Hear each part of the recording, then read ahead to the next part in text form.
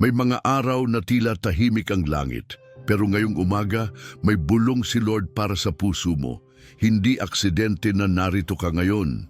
Ang bawat umaga ay bagong pag-asa at ngayong Enero may itinatakdang biyaya ang Diyos para sa iyo. Huwag mong hayaan na lumipas ang araw na ito nang hindi mo siya nakausap.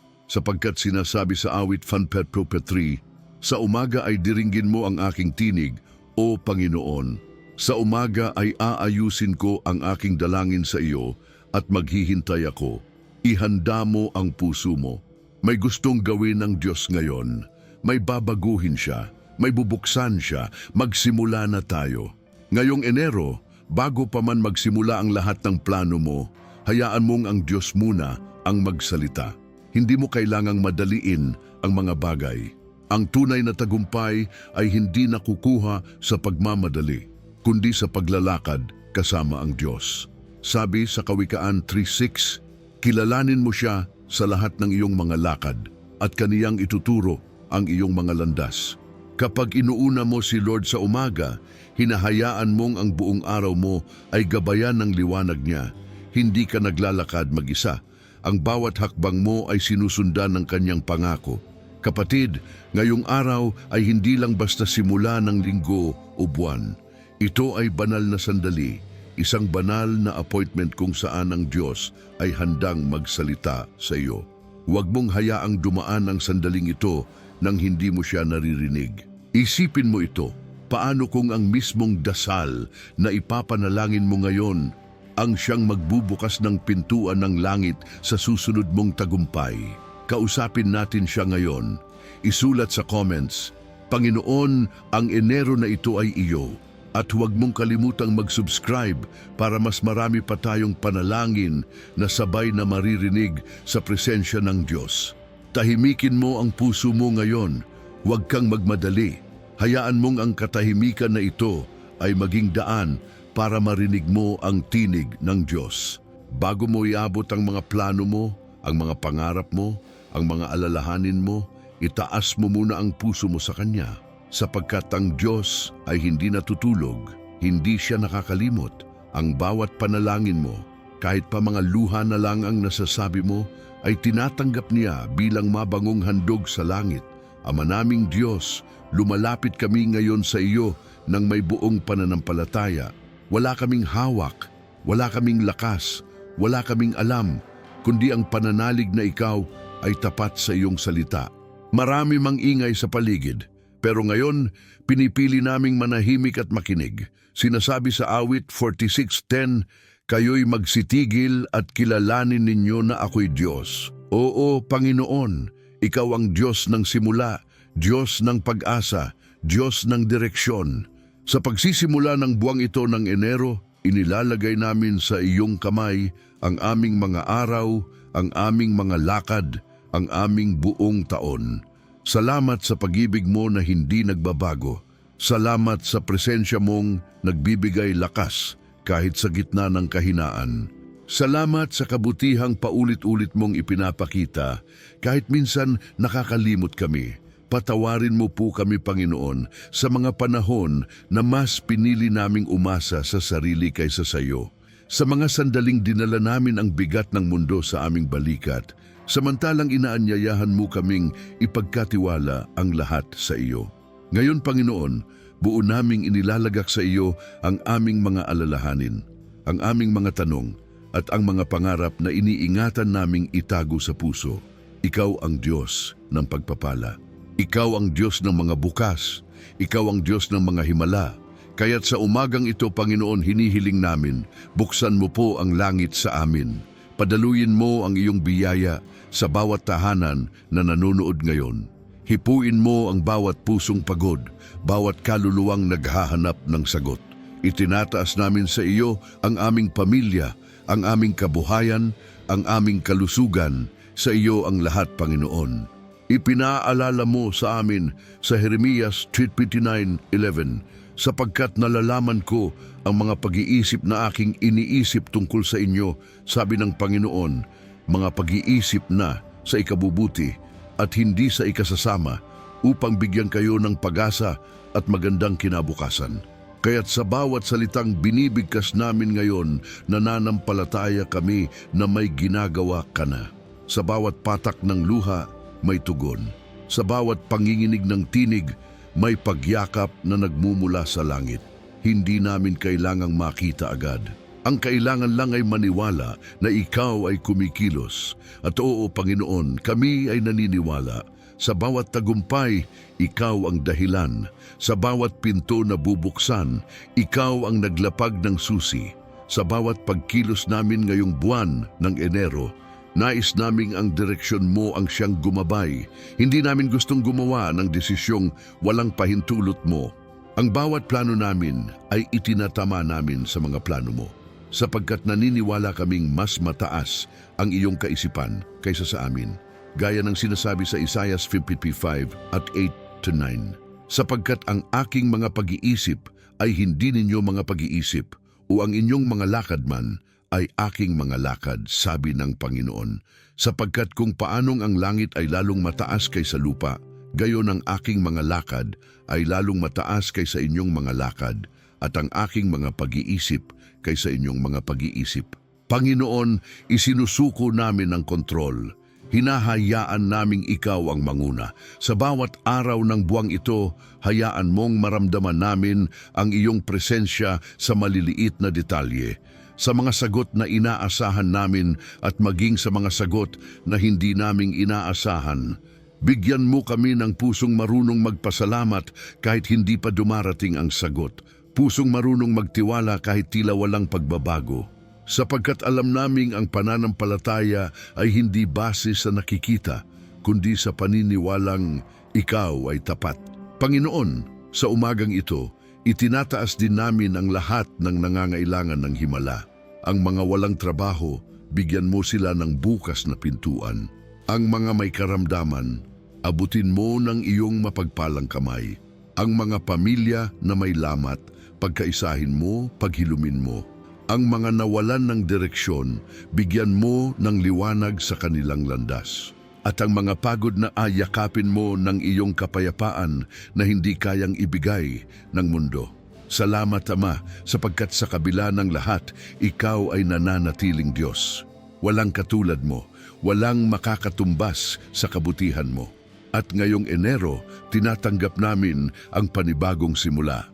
Hindi lamang ng taon, kundi ng bagong pananampalataya, bagong apoy sa puso, bagong pananaw, at bagong mga pangako na bubuhos mula sa langit. Tulungan mo kaming maging masunurin sa iyong tinig, sensitibo sa iyong espiritu, at palaging handang lumakad sa kalooban mo. Naway ang buong buwang ito ay maging saksi ng iyong pagkilos, na sa bawat linggo may bagong himala, sa bawat araw may bagong habag. Sa bawat oras may bagong lakas at sa bawat panalangin may bagong sagot. Ito ang aming pananampalataya. Ito ang aming paninindigan. Ito ang aming panalangin. Panginoon, maraming salamat sa iyong salita, sa iyong presensya at sa iyong katapatan. Salamat sa pagtanggap mo sa amin ngayon. At habang nagpapatuloy kami, hayaan mong maranasan namin ang lalim ng iyong pagmamahal. Ang lahat ng ito ay dinadalangin namin sa pangalan ni Jesus na aming tagapagligtas, hari at kaibigan. Amen. Ihanda mo ang puso mo sa susunod na bahagi, kapatid.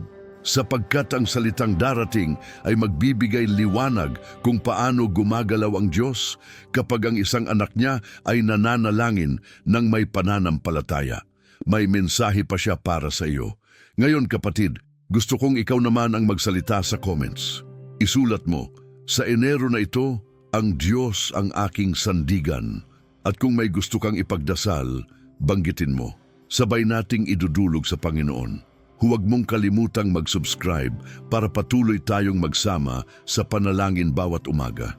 Kapatid, ngayong naramdaman mo na ang katahimikan ng presensya ng Diyos sa panalangin, hayaan mong ibahagi ko sa iyo ang isang kwento mula sa Biblia, isang kwento ng pananampalataya, pagsunod at tagumpay. Ang kwento ni Josue ay hindi lamang para sa mga taong noon, ito rin ay para sa iyo. O, para sa iyo na naghahanap ng direksyon ngayong Enero, para sa iyo na gusto ng bagong simula, para sa iyo na handang sumunod sa Diyos kahit hindi alam ang susunod na hakbang. Matapos ang mahabang panahon sa ilang, dumating ang oras para sa mga Israelita na maranasan ang katuparan ng pangako ng Diyos, ang lupang Kanaan.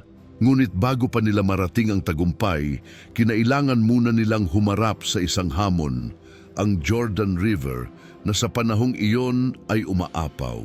Hindi ito madaling daanan, at si Josue na pumalit kay Moises bilang pinuno ay kailangang humakbang sa pananampalataya. Hindi niya alam ang bawat detalye ng plano ng Diyos, pero alam niyang kasama nila ang Diyos. Sabi sa Josue 1:9, "Hindi ba kita inutusan? Magpakatapang ka at lakasan mo ang iyong loob. Huwag kang matakot ni manglupaypay, sapagkat ang Panginoon mong Diyos ay sumasa iyo saan ka man pumaroon." Isipin mo yan, saan ka man pumaroon, hindi lang sa simbahan, hindi lang sa panahon ng panalangin, kundi sa mismong giyera, sa mga pagsubok, sa araw-araw na lakad ng buhay. Kung kaya't si Josue ay hindi lang basta leader, siya ay isang taong nanalangin, nakinig at sumunod. At ang resulta, nabiyak ang tubig ng Jordan sa harapan nila. Ang Diyos ay gumalaw sa harap ng kanilang mga mata, ngunit may parte sila sa himala. Hindi ito nangyari habang sila ay naghihintay lang. Nangyari ito habang sila ay humakbang. Sabi sa Josue 3:13, "At mangyayari pagka ang mga talampakan ng mga paa ng mga saserdote na nagdadala ng kaban ng Panginoon ng buong lupa ay tumuntong sa tubig ng Jordan, ang tubig ng Jordan ay mahahawi, at ang tubig na umaagos mula sa itaas ay titigil sa isang bunton." Narinig mo yon? Hindi nabiyak ang tubig hanggang hindi tumuntong ang mga paa nila sa tubig. Kapatid, may ganun ding sandali sa buhay natin. Yung hinihintay ng Diyos na humakbang ka muna bago niya ibuka ang daan. Minsan gusto natin, "Panginoon, buksan mo muna, saka ako gagalaw." Pero ang sinasabi ng Diyos ay, "Anak, humakbang ka muna at makikita mong kasama mo ako." Baka ikaw ngayon ay nasa harap ng ilog Jordan ng buhay mo. Baka may iniisip kang malaking desisyon, trabaho, pamilya, kalusugan, relasyon o kinabukasan. Parang ayaw mong gumalaw kasi hindi mo alam ang magiging resulta. Pero gaya ni Josue, baka hinihintay lang ng Diyos ang isang hakbang ng pananampalataya mula sa iyo.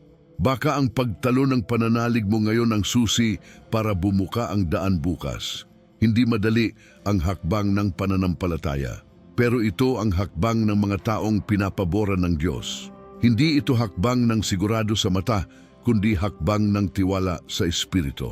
Sinasabi sa Hebreo 10:1, "Ngayon, ang pananampalataya ay siyang kapanatagan sa mga bagay na hinihintay, ang katunayan ng mga bagay na hindi nakikita." Iyan ang buhay ni Josue. Iyan ang panawagan sa atin ngayong bagong taon. At hindi natapos ang kwento sa ilog. Pagkaraan ng pagdaan nila sa Jordan, humarap naman sila sa Jericho, isang lungsod na may matitibay na pader, tila imposibleng pasukin. Pero ang utos ng Diyos, lakarin mo. Sa loob ng 7 araw, paikutan mo. Hindi lalaban, hindi sisigaw, manahimik lang at sumunod. At sa 7 araw, sa 7 pag-ikot, sila ay sumigaw. At ang resulta, bumagsak ang mga pader. Hindi dahil malakas sila, hindi dahil may sandata sila, kundi dahil ang pagsunod nila ay sinabayan ng kapangyarihan ng Diyos. Ganon din ang buhay mo ngayon. May mga Jericho sa harap mo. Matitibay na problema, mahirap na sitwasyon, mga taong hindi mo mabago, mga pintuang tila sarado. Pero ang tanong, handa ka bang sumunod sa utos ng Diyos kahit hindi mo pa nakikita ang himala? Handa ka bang tumahimik kung ang sabi niya ay tumahimik? Handa ka bang sumigaw kapag sinabi niyang ito na ang oras? Kapatid, ang Diyos na tumawag kay Josue ay siya ring tumatawag sa iyo ngayon. Ang Diyos na bumiyak sa Jordan at nagpabagsak sa Jericho ay siya ring gumagalaw sa buhay mo ngayon. At hindi mo kailangang maging perpekto. Hindi mo kailangang alam ang lahat. Ang hinihingi lang niya ay puso na handang sumunod, makinig at maniwala. Dahil sa bawat pagsunod mo, may biyayang kasunod. Kaya sa tuwing nananalangin ka tuwing umaga, gaya ngayon, huwag mong isipin na wala itong epekto. Tuwing sinasabi mong, Panginoon, gabayan mo ako, may mga pader na unti-unting gumuguho. Tuwing inilalagay mo sa Kanya ang mga plano mo sa buwan ng Enero, may mga ilog na unti-unting humahawi. Hindi agad-agad, pero siguradong gumagalaw ang langit. Tulad ni Josue, hindi niya nakita kaagad ang tagumpay. Pero dahil hindi siya tumigil sa pagsunod, sa pagdarasal at sa pagtitiwala, naranasan niya ang katuparan ng pangako ng Diyos. At ikaw din, kapatid, sa tamang panahon, sa tamang araw, ang lahat ng pinanalangin mo, pinaniwalaan mo at tiniis mo ay magiging patotoo ng katapatan ng Diyos sa buhay mo. Kaya sa gitna ng lahat ng ginagawa mo ngayong buwan ng Enero, huwag mong kalimutang magdasal tuwing umaga. Panatiliin mong bukas ang puso mo sa Kanya, dahil ang taong bukas sa Diyos ay hindi mawawala sa direksyon. Sabi sa awit 37 sa PB, ihabang mo ang iyong lakad sa Panginoon. Tumiwala ka rin naman sa Kaniya at Kaniyang papangyayarihin. Ngayong araw, habang iniisip mo ang kwento ni Josue, itanong mo sa sarili mo, ano ang Jordan River ko? Ano ang Jericho na nasa harap ko? At higit sa lahat, ano ang sinasabi sa akin ng Diyos ngayon? Dahil baka sa simpleng tanong na, yan, magsimula ang direksyon na matagal mo nang hinihintay. Isipin mo ito, kapatid, kung may bahagi ng kwento ni Josue na naging malinaw sa iyo ngayon, baka doon nagsisimula ang bagong yugto ng pananampalataya mo. Hindi mo kailangan hintayin ang perpektong kondisyon para magsimulang sumunod. Kailangan mo lang tumayo, manalangin at magtiwala, gaya ng ginawa niya. Ngayon, gusto kitang anyayahan na isulat sa comments, tulad ni Josue, susunod ako. O kung gusto mong mas personal, isulat ang panalangin mo para sa lakas ng loob, direksyon o tagumpay. Sabay nating idudulog sa Diyos. At kung hindi mo pa nagagawa, mag-subscribe ka na ngayon para bawat araw, mas lalo pa tayong lumalim sa panalangin at sa salita ng Diyos. Ang mga susunod na pag-uusap natin ay magdadala pa ng liwanag sa daang nilalakaran mo. Ang kapangyarihan ng pananampalataya ay hindi lamang nakikita sa mga himala na agad-agad na nagaganap. Hindi iba ang Diyos ngayon sa Diyos noong panahon ni Josue. Siya pa rin ang Diyos na gumagalaw sa buhay ng mga taong handang tumugon sa Kanyang tinig. Kapag nagsimula kang umasa sa pananampalataya, hindi ka natitigil sa panalangin lamang. Habang tumitibay ang puso mo sa Diyos, nagiging mas malinaw ang direksyon na Kanyang inilalatag para sa iyo. Ang panalangin ng umaga ay hindi basta ritual lamang. Ito ay sandata mo para buksan ang mga pinto ng pagpapala, direksyon at kabutihan sa buwan ng Enero. Sa bawat paghingi mo ng direksyon sa Panginoon, ang Kanyang Espiritu ay gumigising sa puso mo. Hinuhubog ka at tinuturo ang susunod na hakbang, hindi ayon sa mundo, kundi ayon sa langit. Isipin mo kung paano gumagalaw ang Diyos sa mga buhay ng mga taong nananalig ng buong puso. Ang mga taong nagtiwala sa Kanya at nagpatuloy sa pagsunod, kahit hindi nila nakikita agad ang resulta. Sabi sa Mateo 7:7, humingi kayo at ito'y ipagkakaloob sa inyo. Humanap kayo at makakatagpo kayo, kumatok kayo at ito'y pagbubuksan. Ang simpleng pangako na iyan ay nagbibigay sa iyo ng kapangyarihan. Humingi, hanapin at kumatok. Ito ay proseso ng pananampalataya. Ang Diyos ay hindi nagmamadali, ngunit Siya ay tapat sa Kanyang salita. Ngayong Enero, ang Diyos ay tumatawag sa iyo para mas lalo kang lumapit sa Kanya. Hindi dahil nakakalimot Siya sa iyo nung mga nakaraang taon, kundi dahil may bagong plano Siya para sa iyo. Bawat umaga ay bagong pagkakataon para marinig ang tinig niya.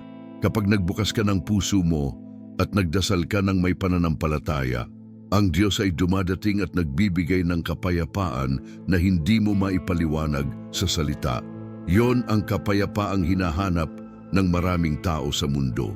Pero ang tunay na kapayapaan ay nagmumula lamang sa Diyos. May mga pagkakataon na pakiramdam mo ay parang nag-iisa ka sa laban.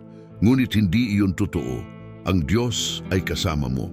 Ang Kanyang Espiritu ang gumagabay sa iyo sa bawat hakbang, lalo na sa mga panahon ng pagdududa at kawalan ng katiyakan. Hindi mo kailangang malaman agad ang lahat ng plano niya. Ang kailangan mo lang ay magtiwala. Lumapit sa Kanya sa panalangin at ilapit ang mga pangarap mo, mga takot mo at mga pag-asa mo. Dahil ang Diyos ay hindi natutulog, Siya ay nakikinig. Sa bawat salita na iyong binibigkas sa panalangin ng umaga, tinatanggap niya iyon at gumagalaw ayon sa Kanyang dakilang plano. Ang Diyos ay hindi lamang Diyos ng mga pangako, Siya rin ang Diyos ng katuparan. Ang mga pangako niya sa buhay mo ay hindi mga salita lamang na nakasulat sa daan. Ang mga iyon ay buhay na mga salita na gumigising at gumagalaw sa espiritu mo. Kapag nananalangin ka, tila binubuksan mo ang pinto ng langit at hinahayaan mong pumasok ang mga biyaya ng Diyos sa bawat aspeto ng buhay mo, sa pamilya, sa trabaho, sa kalusugan, sa relasyon, sa kapayapaan ng puso at sa direksyon ng mga desisyon mo.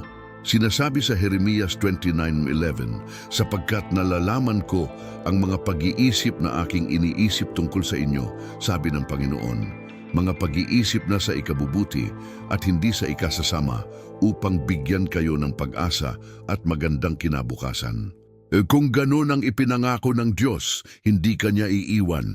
Kapag ang puso mo ay bukas sa presensya niya, makikita mong ang bawat pag-ibig, bawat pag-asa at bawat pangarap ay nagiging mas maliwanag. Dahil ang Diyos ay hindi nagbibigay ng konting liwanag lamang. Siya ang ilaw na walang hanggan.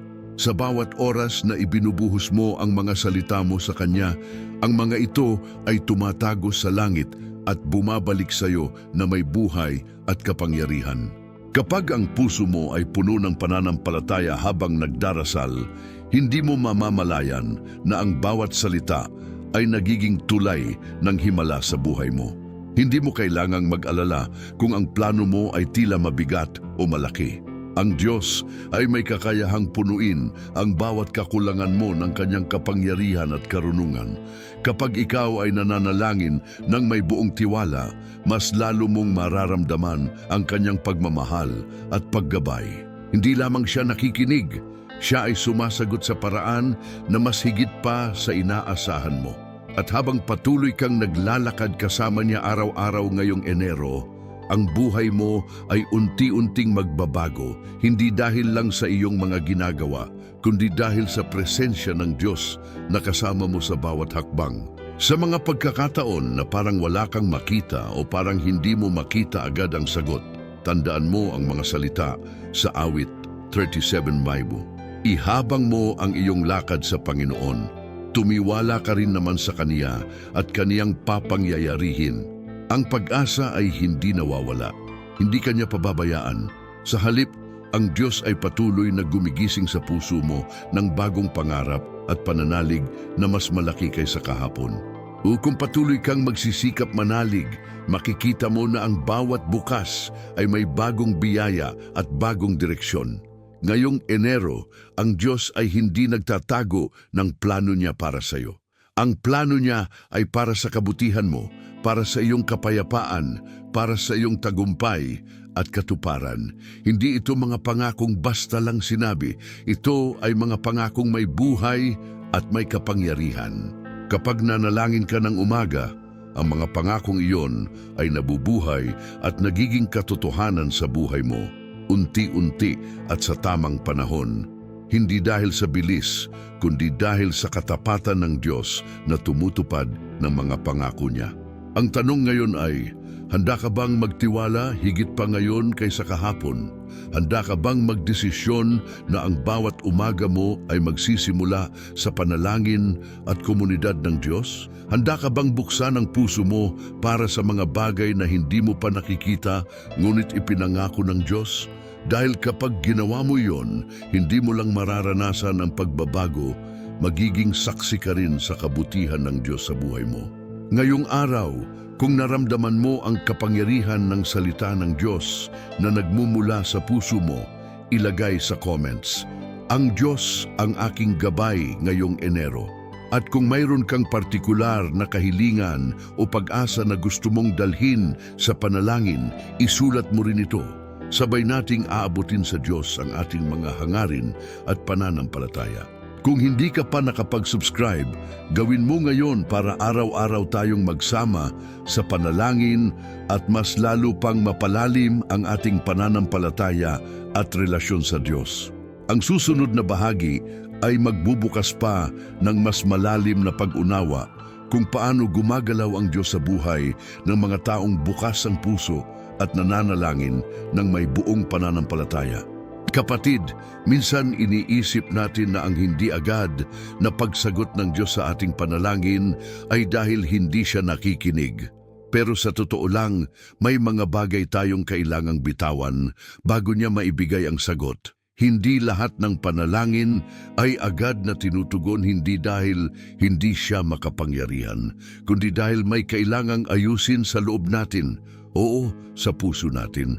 Sapagkat ang puso na puno ng sama ng loob, hinanakit, pride o inggit ay parang saradong pinto na hindi mapasukang muli ng kapayapaan ng Diyos.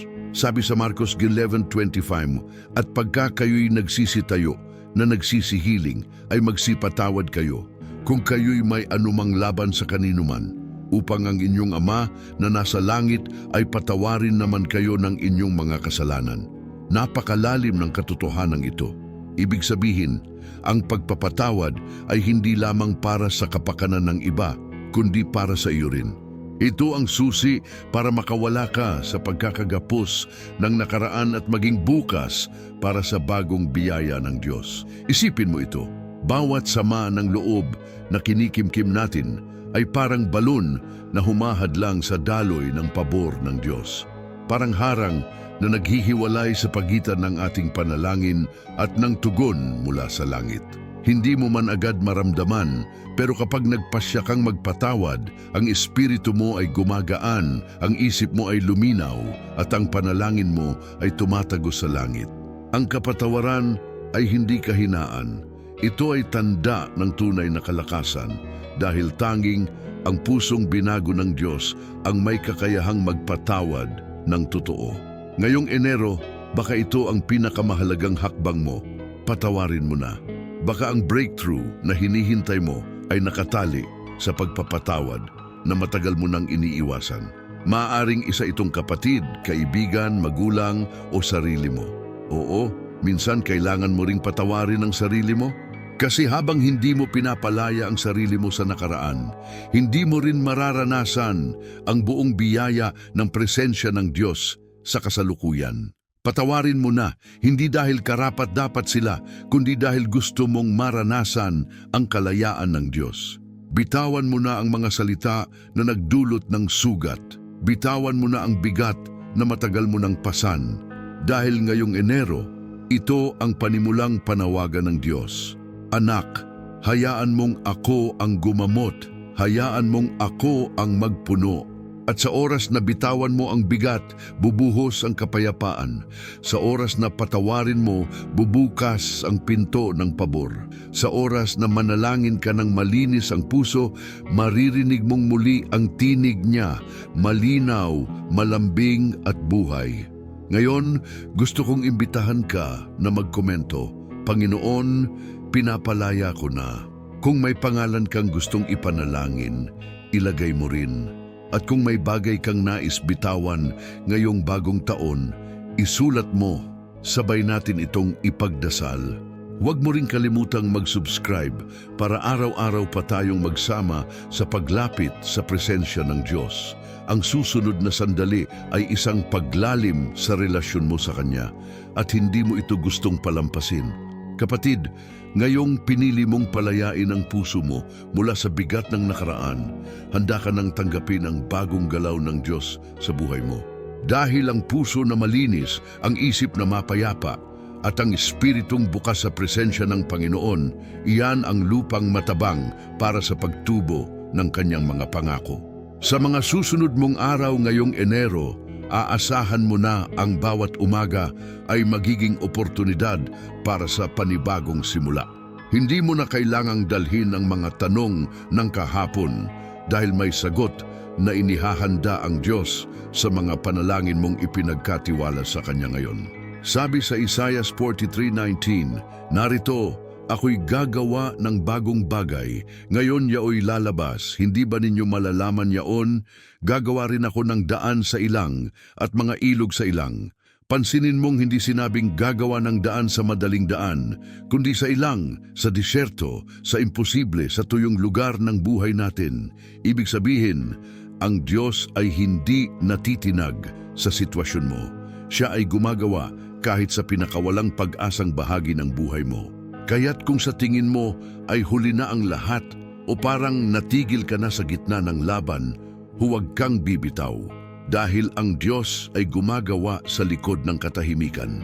Sa bawat panalangin mo sa umaga, may binabasag siyang hadlang, may binubuksang pinto, may binibigyang liwanag na daan. Ngayong tinanggap mo ang kapatawaran, hinayaan mong pagalingin ng Diyos ang puso mo. At ngayon, maaari mo nang tahakin ang bagong direksyon na may tiwala at kapanatagan. Sa bawat umagang gugugulin mo sa panalangin, ipapaalala niya sa iyo kung gaano ka kamahal. Gagabayan ka niya sa bawat desisyon. At higit sa lahat, bibigyan ka niya ng pabor sa mga lugar kung saan dati puro pagsubok ang nararanasan mo. Ito ang panahon ng pagpapalakas ng pananampalataya mo. Ito ang yugto kung saan hindi mo na lang siya kinikilala bilang Diyos ng Biblia, kundi bilang Diyos ng personal mong buhay. Hindi mo kailangang magpakitang perpekto. Ang hinihintay lang ng Diyos ay isang pusong handang magsimula. Sa bawat umagang lumilipas, gawin mong pagkakataon ito para ipaalala sa sarili mo, ang Diyos ay kasama ko. Sa Kanya ako kukuha ng lakas. Gawin mong disiplina ang panalangin, hindi lang kapag kailangan mo siya, kundi kahit walang problema. Dahil doon mo mararanasan ang tunay na koneksyon, yung hindi dahil sa takot, kundi dahil sa pagmamahal. Kaya kapatid, ngayong naramdaman mong muli ang presensya ng Diyos, huwag mong hayaang matapos dito lang. Ituloy mo ang pakikinig. Marami pang mensahe ang inihanda niya para sa iyo. Bawat araw ay panibagong panawagan mula sa langit. Huwag mong sayangin. Ang buhay panalangin ay buhay ng kapayapaan, direksyon at himala. Ang mga salitang narinig mo ngayon ay hindi aksidente. Ito ay bahagi ng plano ng Diyos para ilapit ka pa sa Kanya. Kung naramdaman mong kinausap ka talaga ng Diyos sa panalangin ngayon, isulat sa comments, "Narinig ko ang tinig ng Diyos." Kung gusto mong ipagdasal ka pa namin, banggitin mo ang pangalan mo o ang kahilingan mo. At syempre, huwag mong kalimutang mag-subscribe para hindi mo ma-miss ang mga susunod nating panalangin. Pindutin mo rin ang video na lumalabas ngayon sa screen. May mensahe pa si Lord doon para sa'yo. Ang kwento mo ay hindi pa tapos. Mas maganda ang susunod.